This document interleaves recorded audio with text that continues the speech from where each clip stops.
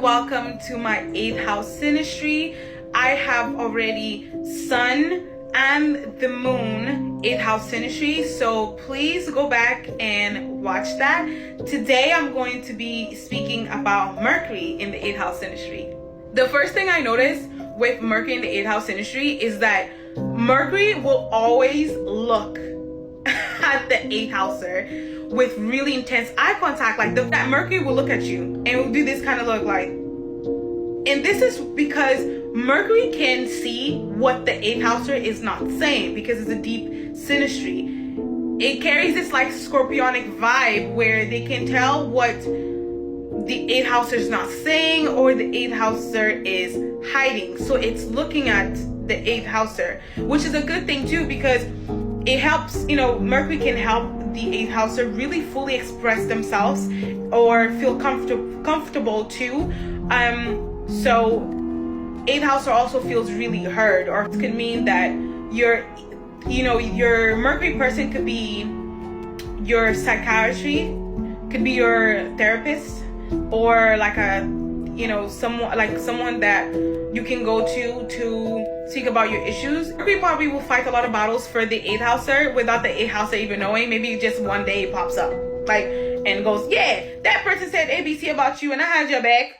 And you're like, what?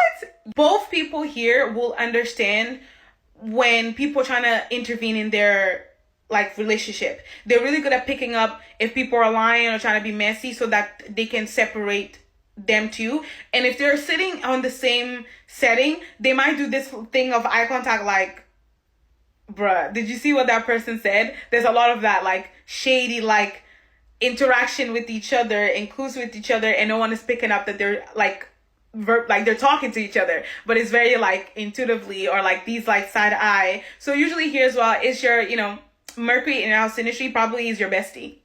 Mercury can help the 8th houser get money or information where to get money. So that could be a job, that could be maybe speaking to the right counselors, the right people to get money. Now let's get into the wishy-washy, which is things that are good but can at the same time start to be messy. I mean, we're dealing with the 8th house, so it will start to get a bit messy around some areas. Both can have a tendency to ask each other a lot for money, which is a good thing too, because usually they can get into depth or really warning situations. That's if you don't get this money, you need to get out, things like that. And both can help each other. Now it can be really wishy-washy because it can be all the time, and then if the person doesn't have, you can really feel bad, or each other will make each other feel guilty for not stepping up. Due to this being based on Mercury, you can eventually lose each other's contact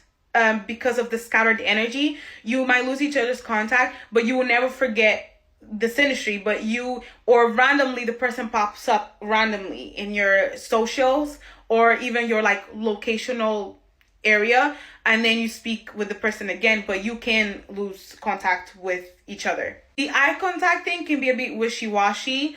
Those people that say things like, I don't know, it's just something she was saying, I wasn't really vibing with her. Usually it's because you have Mercury in the 8th house synastry, which eventually these people tend to speak more and then they become friends, or they don't because of that. Because truly speaking, each other might be messy and it might be toxic, and Mercury can pick up on that, or 8th houser can pick up on Mercury being a fake person or being an evil person behind the scenes. Both can keep secrets from each other, and it's usually due to the fear of judgment, because it's questioning their character. And this is for both people. It can question their character. A lot of the times, they will keep secrets so that the 8th houser will not find Mercury weak, and vice versa. This also can be space to speak about traumas to each other. Good thing again, but why is it wishy-washy? Because a lot of the times when they meet is only negative things and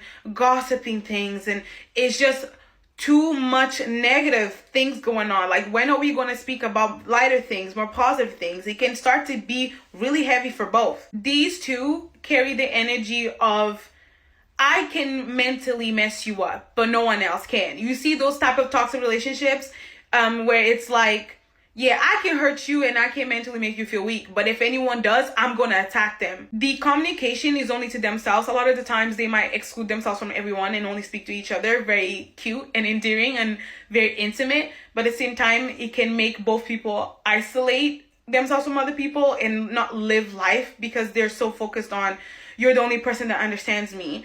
And usually if it's in a relationship, you might find one of the partners might exclude you from the outside world to start, mentally abusing you. Okay. And that's the beginnings of, the whole abuse thing. So watch out for that. It could be a lot of like fakeness and gossipness about each other. Like they might gossip and be fake about each other behind the scenes, but no one has really the confidence to meet each other. So when they eventually do, it can be really intense, like arguments, really intense and saying really hurtful things. When people go, whoa, you went that far, don't talk about people's mothers, this is that synastry. Like it gets to a point where both people can start using each other's insecurities to attack the other. And that can heal the both people, or it can really damage the people, because it's like it can heal in the sense that they'll finally face their fears and that can help them push them in life for both people,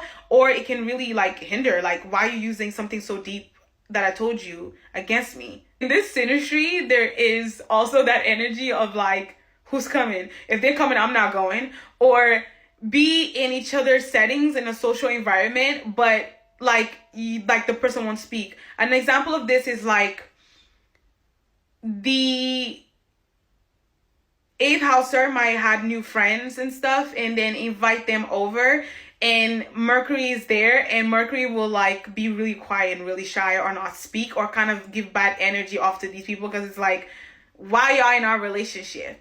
I'm this only person's bestie. Like, who are y'all?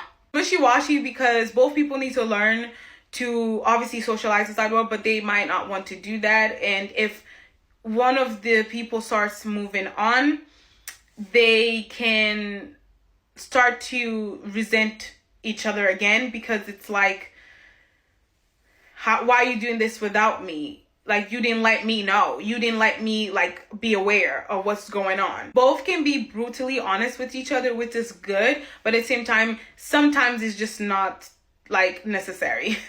Like, fall back a bit. Also could be lies, a lot of lies, to save face. Lastly, a side comment, or should I say side thoughts, is that because we're dealing with Mercury, and as you know, Mercury rules over Gemini and Virgo.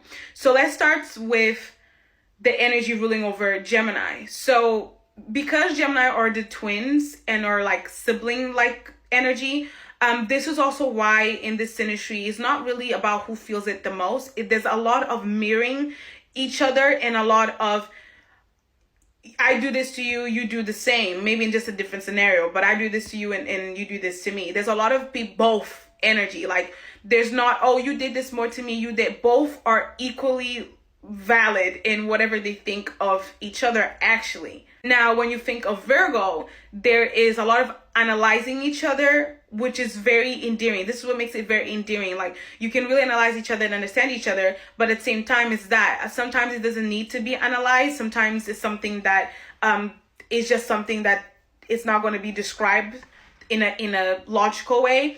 And then it can create this hypocrisy with each other. They can start to judge each other for something they actually do. Like detailed videos like this, you can get a reading on my website.